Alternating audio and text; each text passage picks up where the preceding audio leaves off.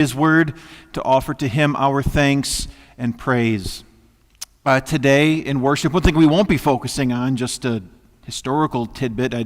Was reminded this morning that it was today in 1483 that Martin Luther was born in Germany, so happy birthday, Martin.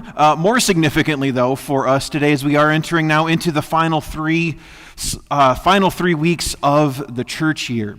On a practical level for us, that means that after today, we will have only 2 more weeks in our 66 books series. So over the course of the last year, we'll have covered every book of the Bible.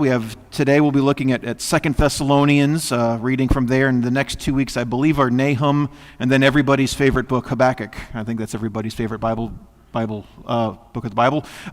But yeah, so we'll finish that, and then we'll get into the season of Advent and start some new things. But as we are in that final 3 weeks, they are 3 weeks that are generally focused on looking forward to the day of Christ's return, a time when, even though we are called to always be ready and always have our eyes fixed, always be prepared for that day of Jesus' return, those last 3 weeks of the church year really direct our focus there, and that will certainly be the case today as we look at Paul's words from 2 Thessalonians 1, as he speaks of the day of Christ coming, and we'll hear in our message today about how that is both a source of a very serious warning and some uncomfortable truths, but also for the faithful, how it is not something to be feared, but it is a word and a day of hope and promise. So that will be our focus for this morning.